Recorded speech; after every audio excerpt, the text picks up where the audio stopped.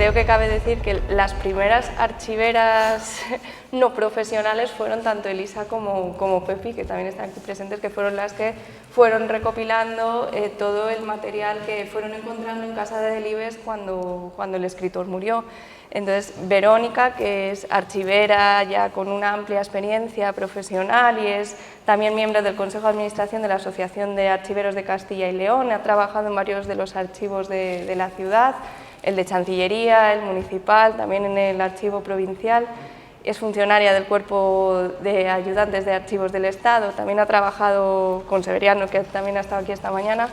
Cuéntanos un poco, Verónica, cómo fue el proceso de organización, de descripción, digitalización, qué es lo que os encontrasteis, cómo estaba ese material antes de que os pusierais al lío. Quería darles las gracias a Beatriz por la presentación, bueno, a la familia Delibes, porque bueno, les tengo mucho cariño desde el principio. No solo formé parte del equipo técnico de ese primer proyecto de organización y digitalización del archivo, Miguel Delibes, sino que bueno, pues gracias a la familia nos hicieron como formar parte de la misma, ¿no? Entonces, pues bueno, sobre todo a Pepi, que estuvo con nosotros también desde el principio, y a Elisa, que hicieron esa labor de prearchivo, como también ha estado hablando Elisa esta mañana en su presentación, bueno, pues nos ayudaron a que luego el trabajo fuera un poco más fácil, porque sí que es verdad que al principio empezar un proyecto desde cero es complicado. Y sobre todo cuando no sabes qué es lo que te vas a encontrar. De hecho, lo ha estado contando Elisa esta mañana, ella veía todas las cosas que tenía su padre en casa y luego fue gracias a esa primera labor de prearchivo lo que nos ayudó a luego, bueno, pues poder ir iniciando todas estas fases. Bueno, es necesario un primer cronograma de actuaciones, por eso realmente lo que fue el proyecto se dividió en dos fases, que era esa primera fase de organización, identificación y descripción, y luego esa segunda fase de digitalización. ¿Qué fue más o menos, cómo estaban las cosas, cómo estaba toda la documentación que os encontrasteis, en qué condiciones? Pues al principio, cuando llegó toda la documentación, que llegó en cajas, no estaba, bueno, llegó algunas en cajas de mudanzas, venían en carpetas, en blog, eran como realmente se lo habían encontrado.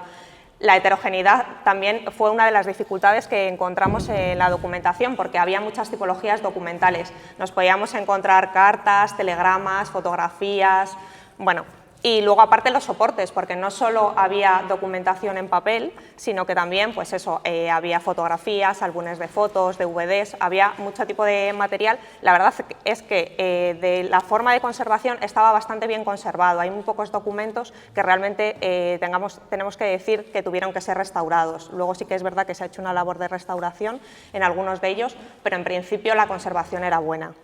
El proceso, nos has comentado, de este proyecto fueron dos fases, ¿no? Una inicial, sí, que fue la más compleja, por así decirlo, ¿no? La fase de, pues, primero organizar todo, describirlo, organizarlo. ¿Cómo se materializó eso? ¿Cómo llegó? Claro, encontrarte tanta documentación, llega un punto en que dices, ¿y cómo hago esto, no? ¿Cómo lo organizo? Pues la primera fase fue una fase más de identificación, que como lo hemos comentado antes, ya había habido una primera fase en la que se había ido identificando, pero lo que necesitábamos era sobre todo saber, bueno, el sujeto productor en este caso era fácil porque al final era el escritor, pero luego teníamos que ir averiguando cuáles eran todas esas series documentales, que es realmente las funciones de por qué se habían conservado toda esa documentación. Entonces eso fue un poco lo más complicado, porque había que identificar por qué se había guardado toda esa documentación. Y bueno, pues empezamos el trabajo, vimos que realmente a la hora de ver la documentación, realmente Miguel Delibes sí que había hecho una clasificación, digamos, temática. No es lo habitual en los archivos, pero eso nos sirvió para luego poder hacer un cuadro de clasificación realmente funcional, porque lo que hicimos fue, bueno, en los principios archivísticos, que son el del respeto al orden original de los documentos, nosotros lo intentamos respetar también. Se formó el cuadro de clasificación, que fue de forma funcional, como decía, y respetando realmente toda la organización que él más o menos había mantenido, pues por una parte la correspondencia, por otra parte la fotografía, pero al final todas ellas relacionadas. y una vez que hicimos toda esa labor de identificación de series documentales, ya fue cuando empezamos toda la parte de la descripción. Una vez terminada toda la parte de la descripción, bueno, pues ya el fondo documental se había constituido realmente en un archivo como tal, y ya es lo que sí que se conoce como el archivo Miguel Delibes, porque antes, bueno, era un fondo documental como tal, pero no un archivo, porque no estaba ni descrito ni estaba identificado.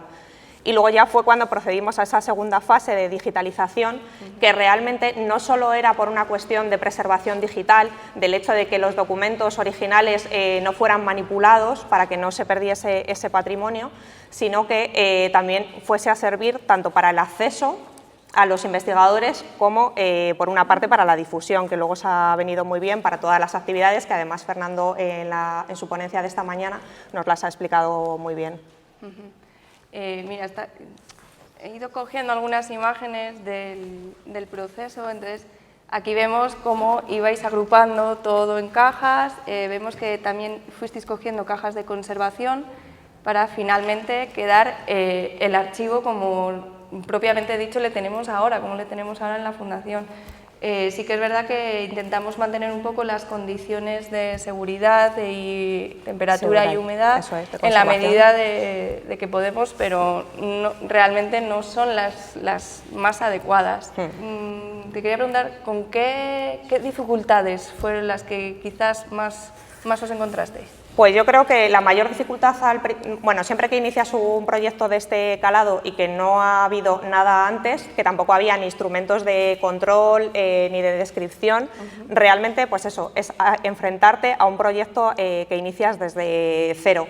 Pero bueno, al final esa fase de prearchivo que también había hecho Elisa nos sirvió para continuar a hacer. Sí que es verdad que nosotros ya habíamos, las dos personas que estuvimos como técnicos en el archivo ya habíamos estado anteriormente trabajando en otros archivos, con lo cual conocíamos la mecánica y el funcionamiento para poder realizar el trabajo. ¿Por qué crees que es necesario llevar una actuación así? ¿Por qué fue tanto nuestro archivo como cualquier otra institución que quiera llevar a cabo un proyecto así, semejante? Pues en general yo creo que lo han estado comentando todos los compañeros durante toda la mañana, que es una cuestión de conservar la memoria. Entonces, conservar el patrimonio documental al final es custodiar la memoria que ha pasado, pero que necesitamos que continúe viva a lo largo del tiempo. Y en base a tu experiencia, tanto profesional a lo largo de estos años como personal, ¿para qué? ¿Para qué sirve realizar un trabajo así, que de tal magnitud, un proyecto de tan envergadura, tanto económica como de coste personal, técnico?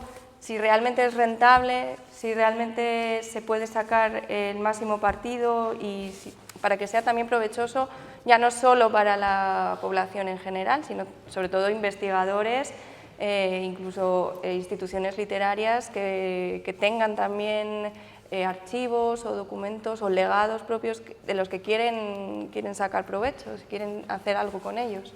Hombre, es un poco en respuesta a la pregunta anterior, ¿no? Al final, si queremos conservar nuestro patrimonio, queremos conservar la memoria y queremos conservar la historia en general, pues es fundamental. O sea, no es que resulte rentable el hecho de hacerlo o no hacerlo, que a lo mejor no es esa exactamente la palabra que mejor lo define, pero creo que sí que es fundamental.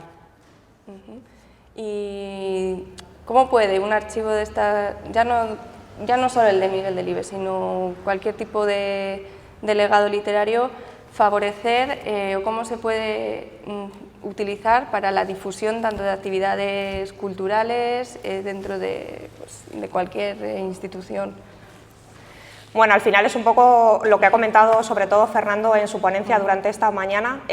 La parte de la digitalización, por ejemplo, es fundamental, no solo por lo que estaba comentando antes de la preservación digital, sino por esa parte de acceso, porque al final, bueno, pues todos los trabajos de investigación ya no solo es, como de hecho lo hemos estado comentando antes, no es solo que los investigadores puedan hacer sus trabajos de investigación a partir de su obra, sino que el hecho de que puedan tener un archivo del que, aparte de sus funciones profesionales, puedan encontrar parte de su vida personal, bueno, pues puede ayudar mucho para los trabajos de investigación y luego también para toda esa parte de actividades de difusión que puede ayudar, pues ya no solo en colegios, en exposiciones, como habéis estado comentando, porque aparte del archivo, yo creo que luego la Fundación se ha convertido realmente en un servicio público fundamental en ese tipo de actividades de difusión.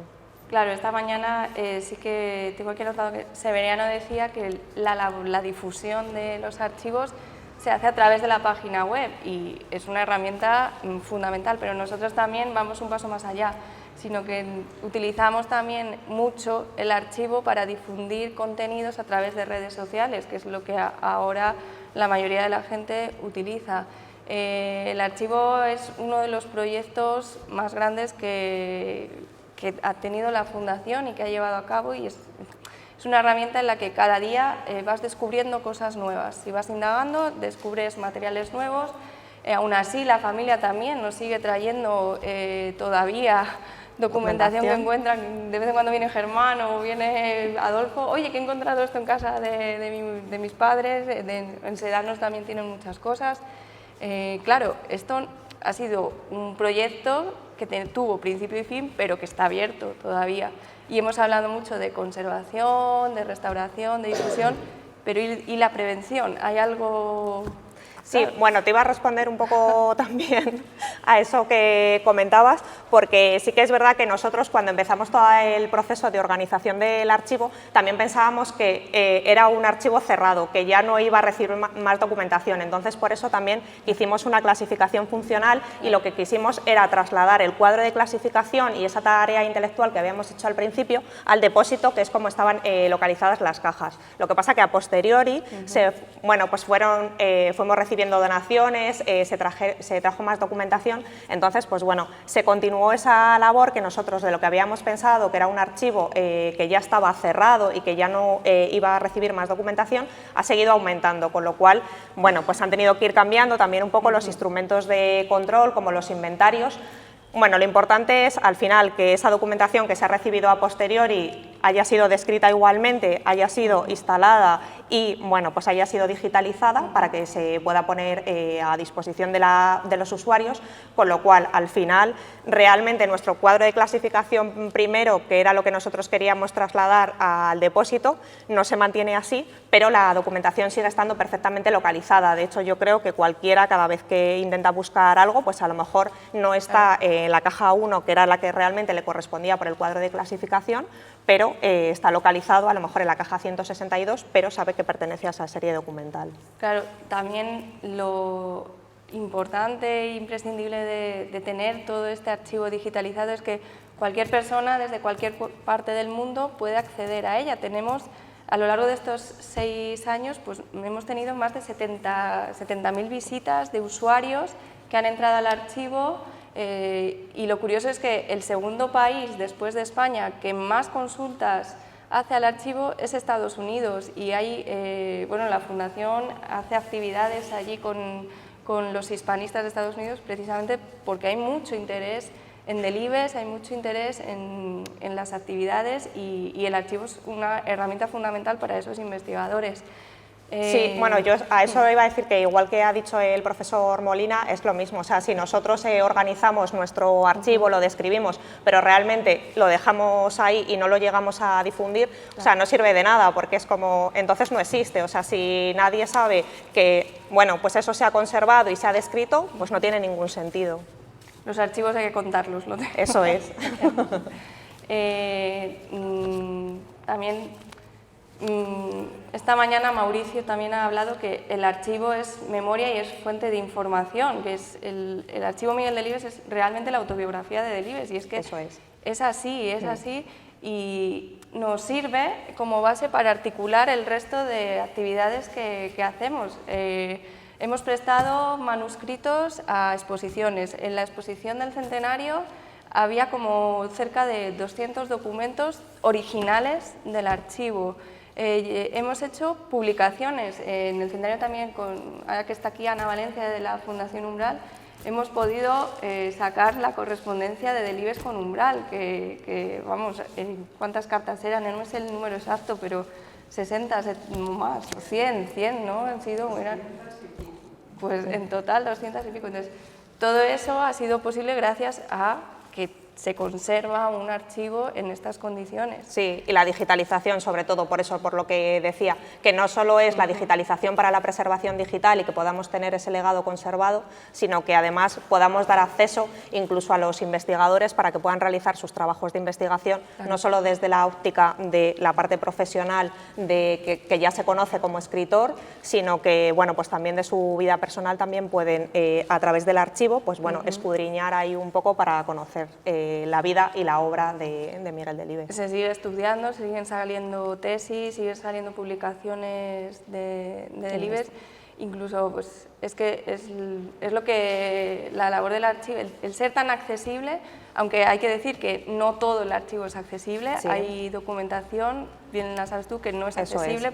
Cuéntanos un poco cuál es. Sí, bueno, es un poco por cuestión tanto de propiedad intelectual como bueno, de protección de datos. Hay muchas de la correspondencia que, bueno, realmente la correspondencia que se conserva nunca puede ser la que Delibes se enviaba, aunque sí que tenemos muchas de esas cartas, porque como Pepi nos comentaba, había muchas veces que él las escribía de forma manuscrita, luego las pasaba, las mecanografiaba y las enviaba. Entonces, pues bueno, también se conserva esa primera parte, que él sí que la tiene, pero lo importante es que en el archivo de Delibes lo que tenía que estar era la correspondencia que él recibía, nunca la que enviaba, que eso formará parte del archivo de la persona que lo recibe. Entonces, pues bueno, toda esta documentación obviamente no puede estar a disposición de todo el mundo si no tenemos tampoco autorización. Entonces, pues bueno, hay ciertas series que sí que es verdad que están excluidas de la consulta pública, pero no quiere decir que estén excluidas pues de una consulta para fines de investigación, que de hecho yo creo que por lo menos en su momento sí que dijimos que bueno, si se firma un consentimiento que son para fines de investigación, pues no hay ningún problema en que se consulte toda la documentación que se encuentra en el archivo. Sí, de hecho hemos tenido también algunos investigadores que han venido físicamente a la Fundación y les hemos habilitado el poder acceder pues, por ejemplo, bueno, a los manuscritos eso como este que tenemos aquí de las ratas. Hay una cosa que también me gustaría comentar y es que, claro, esto es como muy teórico, pero llevado a la práctica, el poder tener un archivo tan accesible también es gracias a la tecnología. Entonces, ¿cómo se hizo, cómo es posible? ¿Qué utilizamos? ¿Qué herramientas se puede utilizar? Si una institución como las que están hoy aquí quieren digitalizar todo su archivo o todo el legado que tengan y ponerlo a disposición del público, y a lo mejor no saben realmente qué herramientas o a dónde acudir.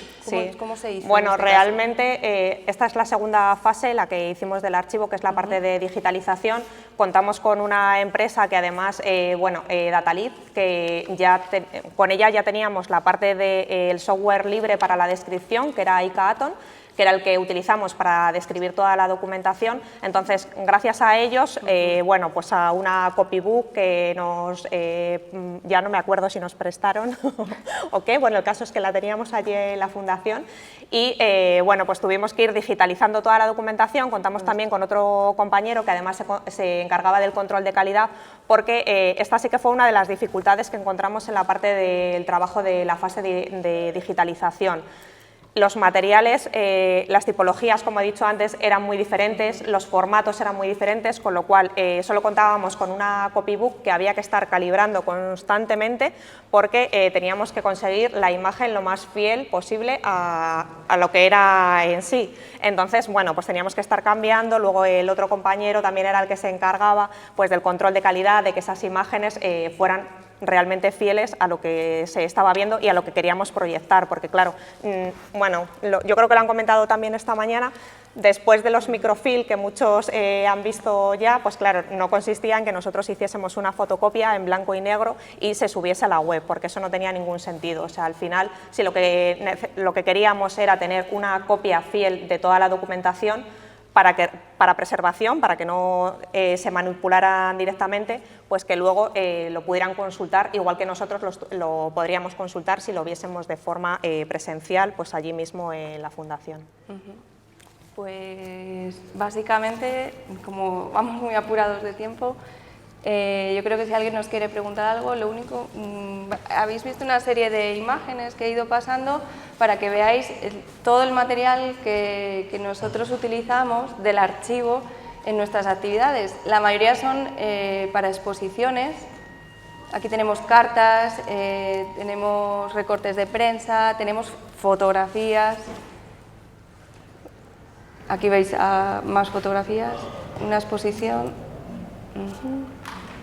Estas cajas, Verónica, Sí. Esta fotografía es del making of del rodaje del documental de Imprescindibles, la X de más.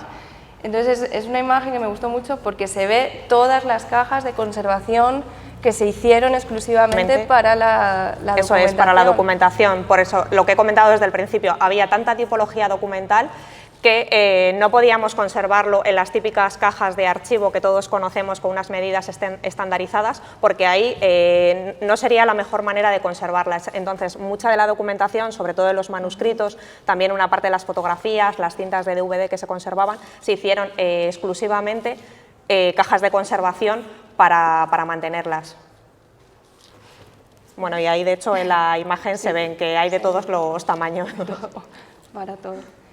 Como os comentaba antes, tenemos en las redes sociales, utilizamos mucho material del archivo, y es que realmente es cuando publicamos algo con una foto, con una imagen del manuscrito, una carta, a la gente le gusta mucho, tenemos muchas buenas impresiones, muchos seguidores de estas imágenes.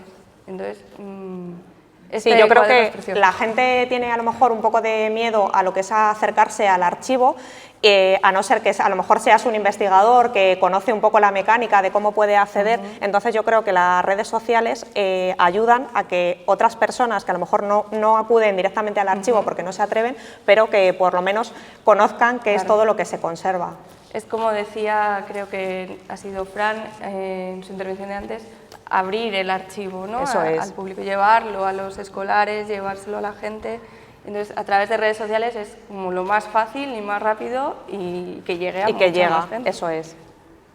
No, en realidad lo que es el equipo técnico éramos dos archiveros, Pepi, luego que estaba ahí ayudándonos con... Sí, bueno, Óscar y yo éramos los archiveros del principio, luego en la parte de digitalización estuvo Gorka también y Pepi nos ayudó durante todo el proceso. La cuestión... Sí, éramos 3 personas. El tiempo, empezamos en el 2014, la fase de organización del archivo, y en el 2016 ya fue cuando realmente acabó todo el proceso del archivo. 2 años. 2 años, sí, sí. Sí, y describiendo, sí. Eso es. Y la financiación, bueno, lo han dicho Fernando desde el principio, creo que es lo fundamental, que yo creo que cualquier proyecto que inicias desde cero, siempre decimos, si le pones ilusión y ganas, se consigue, ¿no? Pero con eso no va nadie a ningún lado, ¿no?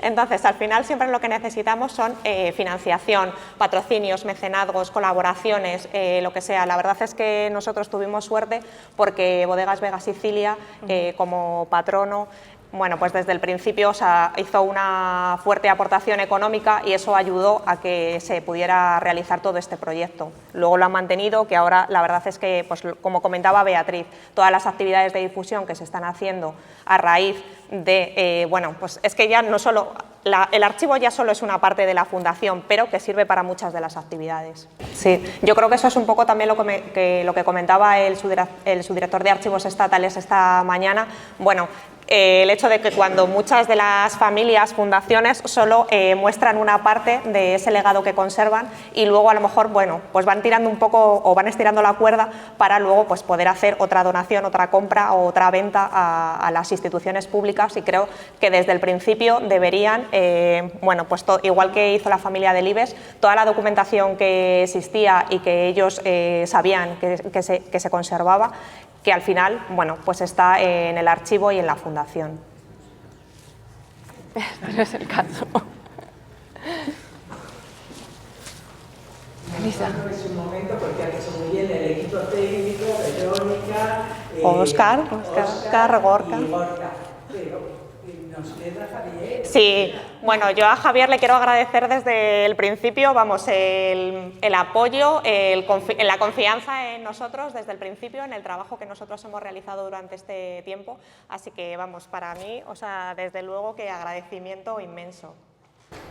Todo lo que nos traéis lo estamos guardando, lo estamos describiendo, pero todavía no lo estamos incorporando al archivo digital, claro, no, porque es otro proyecto de... Claro, eso es. Yo creo que hacerlo gota a gota claro. ya es un poco más difícil, sobre todo cuando la Fundación ya está llevando a cabo otro tipo de actividades, entonces, bueno, y con el equipo que formáis ahora es difícil. Pero eso sí es. que lo guardamos. No, se ha descrito absolutamente todo. De hecho, lo normal no es que en un archivo se describa hasta bajar a la unidad documental, porque bueno, pues al final el volumen es muy grande y a veces es inabarcable. Pero en este caso, como sí que empezamos este proyecto, pensábamos que bueno, era un proyecto cerrado con unas cajas determinadas y que no iba a ir creciendo después, pues sí que se optó por esa opción de describir uno a uno cada uno de los documentos. Y de hecho por eso siempre digo que la ayuda de Pepi fue fundamental, porque ella conocía la letra de Miguel Delibes. En las fotografías nos ayudaron un montón porque nos ayudaron a identificar a todos los personajes, a miembros de la familia que nosotros no conocíamos. Entonces, bueno, la verdad es que si cualquiera de las instituciones tuviese la ayuda de las familias, la verdad es que sería fundamental, porque claro, al final los técnicos externos que acudimos, pues todas esas cosas pues no las podemos conocer.